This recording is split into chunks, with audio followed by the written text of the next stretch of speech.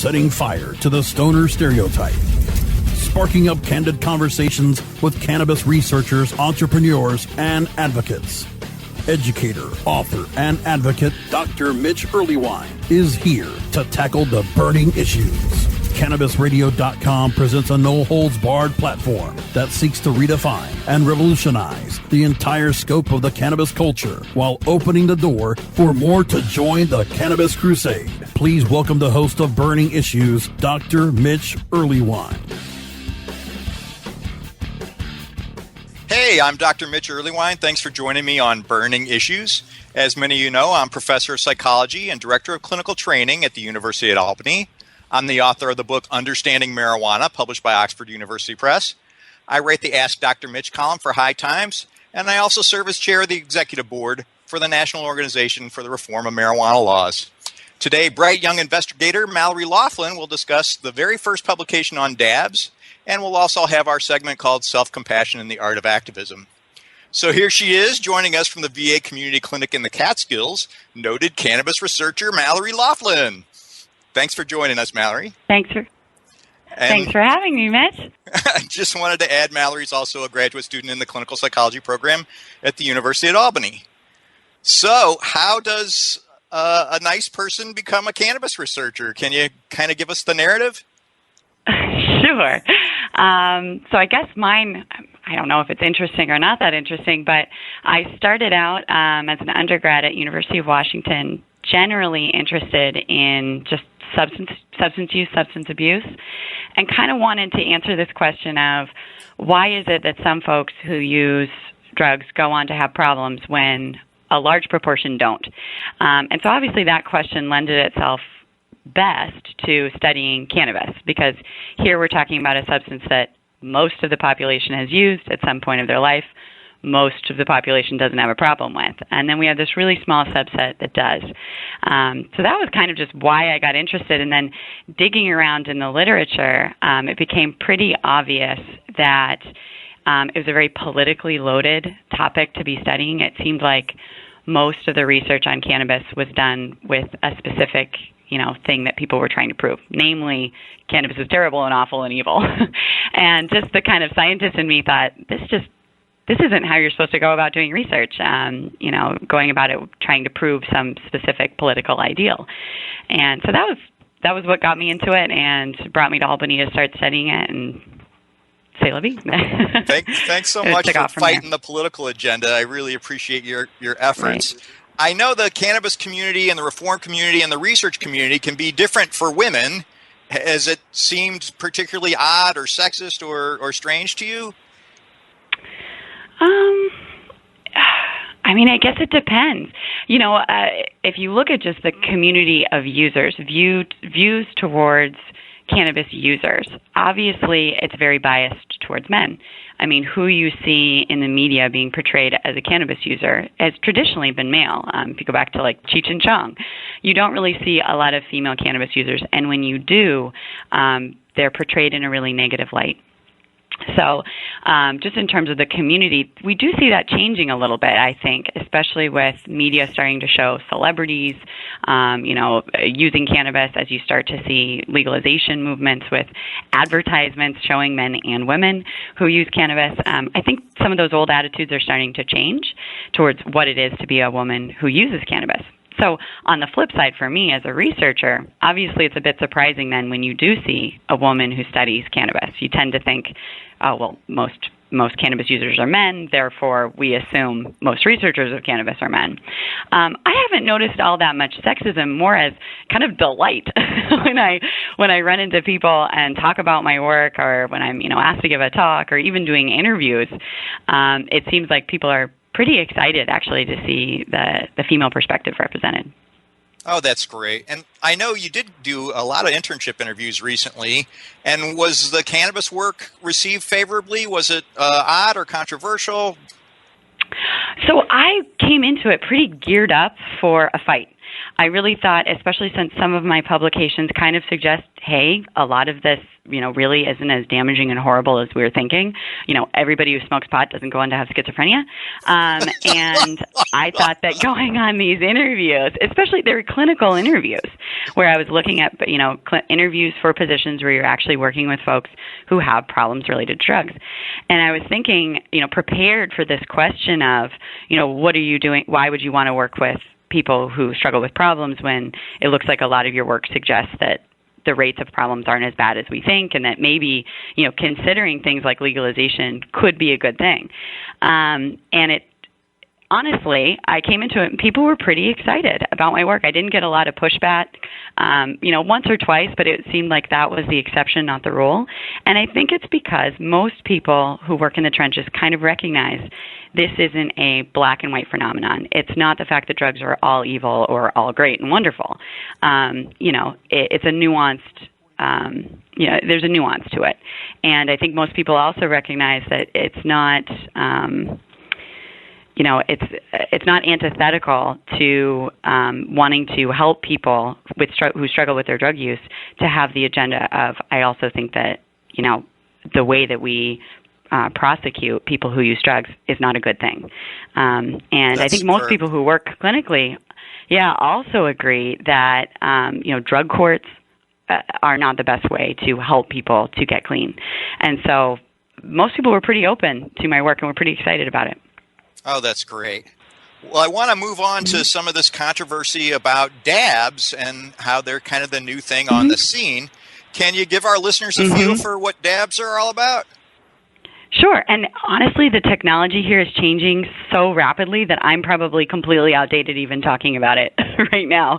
And I'm sure the listeners are going to, immediately say, actually, there's new ways to do this, new ways that it's being developed. But generally speaking, when we're talking about dabs, we're talking about a highly concentrated form of cannabis, where you take the cannabis flower and actually reduce it down to an oil. Sometimes it's referred to as honey or wax, because that's kind of the consistency that it looks like. And then you'll heat some kind of metal object, usually like traditionally a titanium nail or like a hash pipe plate, and so that it's really hot, usually with some kind of like blowtorch, so that it gets very, very hot. And you take a dab of this honey substance, this concentrate of cannabis, put it on that plate so that it immediately turns to smoke, and you inhale that smoke. And so effectively what you're doing is getting a much higher dose of cannabis with one hit. Wow, so we've got a blowtorch, a hot nail, and a psychoactive substance all together. Right. I can see that has some potential for a lot of research to be done. I was just going to say, and also why I think you're seeing the media turning this into, this is the new, heroin, just because it sounds, I think, a little scarier than what we're actually talking about. Gotcha. I know you wrote a story about this for Ladybud magazine at ladybud.com. Would you be willing to give us a brief version of that? Sure. If you'd rather not, I understand. No, I actually love telling this story. I actually just told this story to a group of undergrads. They got a total kick out of it. But my father is a long-term medicinal marijuana user from Washington State, and back before even they'd legalized marijuana for recreational use, and it was just available for prescription only. My dad had a prescription, and he was really excited. He was an old hippie, too, so he was so excited to see so many different kinds of cannabis that were available, so many different kinds of preparations. And he's also delighted that his daughter is a cannabis researcher. So when I came home a few years ago over break from school, he really wanted to show me this new contraption. If he'd gotten a hash oil pipe and wanted to do dabs and show me what it was all about. And kind of proud as punch, pulled it out, showed me how to use it. But I think he got overly excited and kept wanting me to see, kind of how it worked. So he took 2 or 3 hits, which a typical dose of dabs is only 1. Anyways, kind of short story long, he ended up getting far more intoxicated than I think he'd planned. But he gave me, I'd never seen this before. I'd never even heard of it before. And so about 20 minutes after doing this, we sat down to watch a movie, and he started kind of speaking incoherently. He started gargling, and he actually vomited, and then went unconscious. And so obviously as his daughter, I was terrified. I screamed. I came over. I started checking him for a stroke. And when he kind of came to, he had this kind of lopsided grin, which anybody who's, kind of had any medical training or exposure to medical training knows that lopsided of the face, if just one side of the face is responding, the other isn't, it's usually a sign of a stroke. So I thought my dad had had a stroke from smoking cannabis. So I insisted on him coming with me to the hospital. And it was this just debaucherous experience of trying to get him to the hospital because he was making jokes, insisting that we stop to get, I think he wanted Taco Bell or something like that, and insisting that we stop for water because he had a parched mouth. And when we got to the emergency room, they immediately knew this guy he didn't have a stroke. He's just very high. So I spent the night with my dad that night hanging out in the emergency room. He did get evaluated, and the doctor said, "You're fine." I appreciate your care, and it's nice to hear a dab story, all's well that ends well. We do have to take a break here for a minute, but we'll be back with cannabis scholar Mallory Loflin and more of Burning Issues. More Burning Issues coming up after we blaze through these words from our sponsors. Your connection to quality cannabis insurance services is spelled Kaercher. That's Karcher Insurance. We have worked with ventures like Cannabis for over 60 years. We're proud to represent over 50 companies with tailor-made cannabis plans for owners just like you to insure your product, your plants, and your pursuits. Kaercher spells out their full-service insurance services ranging from commercial to bonds, to personal, from life to health, and more. Contact the team at CarcherInsurance.com and let our experience work for you. That's Kaercher Insurance.com. Contact Karen and the team at Karcher Insurance at 1-844-421-3560. That's 844-421-3560. Ignite the conversation on some trending topics along the Cannabis Radio social media network.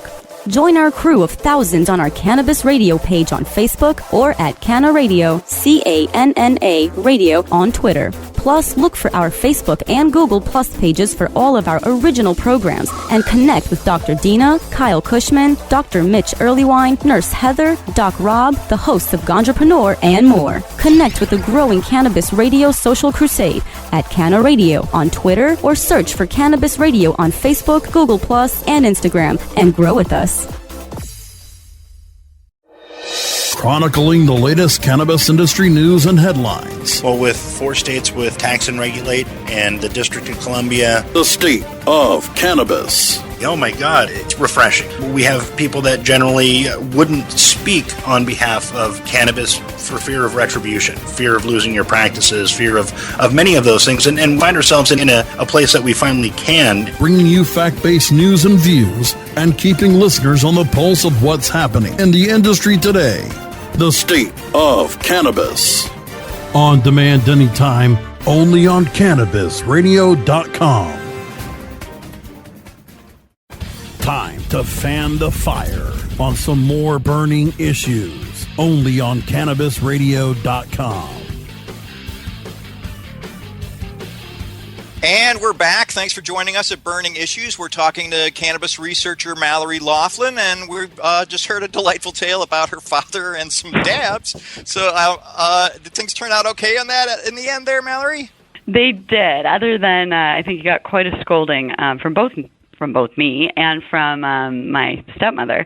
It ended up okay. My dad was fine medically. That being said, my dad would not have wanted to terrify his daughter, and I think that was kind of the take-home point, was that he walked away going, wow, I need to be much more careful with my dosing. I need to really be aware of how much I'm using and be a little bit more conscientious in comparison to, if he were smoking traditional flower cannabis and could have kind of titrated the dose a little bit easier. So a little dab will do ya. But other than that, he was all right. Well, and then this, in some ways, co-varied with your first publication on the DABS data. I know that study asked people who were regular DABS users just some of their top reasons. Can you kind of give us a feel for why people said they like DABS? And I mean, pretty much it's exactly what you would expect for something that's a higher concentrate. You know, folks were saying they preferred it because it obviously, the onset of effects was a lot faster. It had a stronger effect, and the effects lasted longer. And so we really did see dabs, you know, the advent of dabs kind of coinciding with the increase in medicinal use or medicinal availability in the U.S. So it's really not surprising that medicinal users are saying, hey, here's something that can help me get my medicine quicker, easier, last longer, and I don't have to take as many inhalations. So, I mean, in many ways, that's got a real intuitive appeal, and yet I understand people's fear about this. In your data, were accidents more likely, or did people seem to run into more trouble relative to flower cannabis? No, not at all. So we asked about the typical problems that you'd see when you're evaluating somebody for a substance use disorder, and we compared rates that people endorsed for when they smoked flower cannabis versus dabs. And there was no difference in terms of reported accidents, so like burning accidents or problems just with using it, or even interference in daily functioning. And this wasn't just it didn't meet statistical significance because it wasn't a very well, there wasn't enough people in the study. There was actually hardly any difference there wasn't even a difference between groups. So it really doesn't seem like it puts you at greater risk. Or at the very least, it looks like people are being pretty careful when they're using it. And then, ironically, you asked them, did they think, essentially, were dabs more dangerous in general or more dangerous for other people? How did that turn out? Right. And people were saying that they thought, even though they were saying that they didn't have any more accidents or problems themselves, they assumed that other people were having more problems and accidents, and that they just believed the dabs must be more dangerous. And, I mean, there's kind of two things to take away there. One, that may be kind of protective, perhaps because people think, I got to be careful with this. They're being careful, which is good. But it also could be problematic because it may be this kind of media frenzy of, dabs are so terrible, are convincing people that they're working with something that's really dangerous. And I always worry about that because I think, belief about how something works can turn to reality. If we expect something to happen, it can start to happen to us. So I'm a little. That was a particularly troubling finding, I think, for me. Well, so everybody thinks they can handle dabs, but they also think other people can't. Exactly. Well, very interesting. It's kind of a hoot. I know you did ask about tolerance and withdrawal with the dabs as well. Can you give us a feel for those data? Right. And actually, people did say that they were showing a little bit higher tolerance when they used dabs, which isn't really that surprising. We're talking about a higher concentrated form of something. So our body obviously naturally gets used to the level of the substance that we're using. We're using a higher concentration. Our body expects to get that higher concentration. And they were saying that they were showing a little bit more withdrawal symptoms, which, again, not really all that surprising considering it's a higher concentration. I wanted to get your feel for this withdrawal because I feel like it's a pretty controversial topic, and I have trouble taking it seriously. Do you have an opinion you'd weigh in? My first reaction to that when they started publishing all this work on, with the withdrawal syndrome for cannabis was certainly we can always find a difference that someone reports. Certainly people, when they stop doing something every day, are going to notice some kind of difference in their behavior or how their body feels. And if you look at a stronger substance or a more dependency-forming substance like caffeine, that definitely has a high potential for tolerance and withdrawal. And if I don't get my coffee, certainly I'm going to get a headache. That's a withdrawal symptom. But that experience of the headache, I know, that experience is certainly not the same kind of qualitatively or even quantitatively in comparison to withdrawal from, say, heroin. So even though it has it's the same phenomenon, it's a different subjective experience. And so just because somebody says that, hey, I stopped using cannabis, I used to take it every day, I'm now, I'm a little more tired, a little more irritable than I used to be, is that experience the same thing that we're talking about when we talk about some of these other classes of drugs? I would argue probably not. Well, so when we come down to this idea of a cannabis use disorder or, God forbid, cannabis dependence, how do you see that? And I really kind of, I do think that it is, there are people out there who it's a small number, but there are people who are in treatment who really struggle with their cannabis use. And I don't think that's all that surprising. We have people who are in treatment who struggle with behavioral addictions as well, and not just gambling. We have people who, do things every day, stop doing them, and feel that they become addicted to them. The internet is a perfect example. There are people who say that they're addicted to being on the internet. And is that really the same phenomenon as something like being addicted to, for example, heroin or crack cocaine? So just because somebody finds it uncomfortable, I'm just not sure we're talking about the same phenomenon. That being said, there are people who really struggle with it. So I guess I'm still trying to tease it apart in my own mind. Well, so I know the base rates for regular users showing dependence symptoms tends to be lower for cannabis than certainly tobacco and heroin, things like that. But even with caffeine, is that something that you think might inform your thinking? Yes, and I think that that's a really important point. If you do compare something like cannabis dependence with caffeine, so caffeine we know has a much higher dependency potential as any psychoactive component within cannabis, and yet plenty of people would say, yes, I am addicted to caffeine, and we can even see indications of people who it interferes in their life. I'm a perfect example. I will be late to even teaching my class if I'm stuck in the Starbucks line. I will stay in that Starbucks line and be late to class to make sure I get my coffee.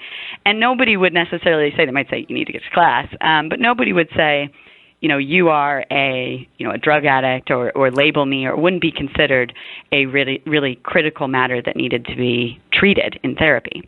And yet we look at something like cannabis and say, because dependence might be present in some individuals, that therefore they are drug addicts, it's terrible, and we stigmatize them. I'm not sure why we make that jump with cannabis, and yet it has a lower dependency potential than something like caffeine. I'm not really sure why we do that, but I think that's dangerous, that stigmatization process. Well, the evil conspiracy theorist in me thinks caffeine makes people work hard, and cannabis makes people realize they don't need to work hard. And so I wonder if this is really just all the capitalists trying to get at us. Sure, I'll buy it. All right. Well, I know you're busy there at the clinic. I wanted to congratulate you on getting your internship position at UCSD.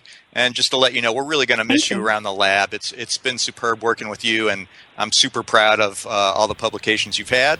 And on that note, I think we're going to break for a commercial. But please join us. I'm going to talk about self-compassion and the art of activism after this break from Burning Issues. More Burning Issues coming up after we blaze through these words from our sponsors. InternetMarketingNinjas.com is the online dojo of the highly trained and skilled Internet Marketing Ninjas. Disavow documents, reconsideration requests, panda and penguin penalties. Let our superior SEO ninjas confront all of your link-related issues. The Internet Marketing Ninjas are equipped to master any marketing exercise, content creation, authorship, link building, PPC, and more. Plus, build more buzz for your brand with our social media marketing strategy. Discover all that the Internet Marketing Ninjas can do for you. Visit the online dojo now at InternetMarketingNinjas.com. Doc Rob, the concierge for better living. Cannabis is just one of the many great plants that we have on this planet called Earth that we can use consciously and intelligently to improve our well-being. Take a real, raw, inside look at healthier living while sharing great ideas and improvements for a better quality of life. Learning to live and live well is a lifelong process. This is a journey. You could be 80 years old or 8 years old. You can still learn something that's going to make tomorrow a little bit healthier, a little bit easier, a little bit happier, a little bit better. The Concierge for Better Living with Doc Rob. Only on CannabisRadio.com. Cannabis Confidential with Dr. Dina. Candid. I want to give you the inside story. Captivating. I want to introduce you to my kind and amazingly talented friends. Compelling. We get to meet some of the most amazing cannabis activists and warriors around. Listen in as medical marijuana pioneer Dr. Dina shares never-before-heard stories, chats with cannabis insiders and celebrity friends, and provides invaluable perspective and insight into one of the fastest growing industries in the world. I want to share with you what was once confidential information. Let's expose the truth, discuss the issues, and learn the facts. Cannabis Confidential, only on CannabisRadio.com. Time to fan the fire on some more burning issues, only on CannabisRadio.com. And we're back. It's Mitch Earleywine. Thanks for joining us on Burning Issues. I wanted to do our little section called Self-Compassion and the Art of Activism. Today I'm going to talk about basically humor and future coping, or how humor can be a buffer against horrible things. A lot of these ideas are in my book, Humor 101, but I just wanted to give our listeners, the heads up. Humor really is a great buffer against stress and colds and a lot of other nastiness, but it only works with certain types of humor. Obviously, that hostile, biting cynicism never made anybody feel a whole lot better or necessarily kept a cold away, but it actually can make things worse. It can correlate with depression and anxiety. Nevertheless, happier humor that helps people affiliate and connect with their friends really does a great job with that kind of thing. I really want to play this up because, in fact, it can make us all a little more efficient in the long run and just have happier lives. I think it works in part related to this Zen idea about mindfulness. It's like there's that moment when you get the punchline and suddenly something clicks. And when the mind pays attention to itself, in the present, well, then it's got nothing to hold on to but itself, and it's got nothing to think about but its own content. And suddenly you're in that present moment. There's nothing to be done. There's no agent to do it. It's just the mind minding the mind. Having nothing to do and no one to do it makes a mindful mind joyful. There's no anticipation. There's no anxiety. There's no goal. There's no striver toward a goal. There's really no past. There's no future. There's just that present moment, just as you get the funny. Now, the path to humor might have some of these qualities like that Zen mindfulness. Each time we acknowledge that something is funny, we're getting a look inside our own minds. When we notice our minds leaning in one direction or making some crazy assumption, and then that assumption gets violated by a punchline of a joke, we note that we were really lost in thought. We can see how our own minds can lead us astray and how we don't need to believe everything we think. We don't have to do anything special, just see where our minds are. And when we catch our minds a little off the beam, we can remind ourselves to get back to the moment. And in fact, the funny part of the joke might be what we were thinking just before we got the punchline. Punchlines can encourage us to be in the present. So the way to get funny is to see that life really is funny. Even a tragedy can become a comedy with the right perspective. And the way to see that life is really funny is to be in it right now and now and now. And so then there's no joke to tell and no joke to miss. I'm not sure what comedies could be like in the future. Who knows what'll be happening in a few years, but I do know one thing. Humor will be in the present. There will still be that moment of attention, that tiny shift just prior to the big guffaw. So what I said in the beginning about this being about humor and future coping, in a way, that's misleading. There isn't humor in the future. There's only humor in the present. So something is funny in the present moment because that's the only moment we have. That's the only moment there is. And if the present moment isn't funny, the fact that it isn't funny just might be humorous on its own. In fact, the fact that I've talked this long about humor without really cracking a joke is a bit funny. Any moment spent recognizing humor, though, that's a moment well spent. And it has a great chance to be a happy moment. Comedy can give us the optimism to know that there's always another laugh right around the corner. My hearty thanks to producer extraordinaire Brosco and today's guest, Mallory Loflin. Thanks for joining us on Burning Issues. I'm Dr. Mitch Earleywine. Follow your heart and let the data be your guide. The opinions expressed on this Cannabis Radio Network program are those of the guests and hosts, and do not necessarily reflect those of the staff or management of Cannabis Radio Network. Any rebroadcast or retransmission without proper consent of the Cannabis Radio Network is prohibited.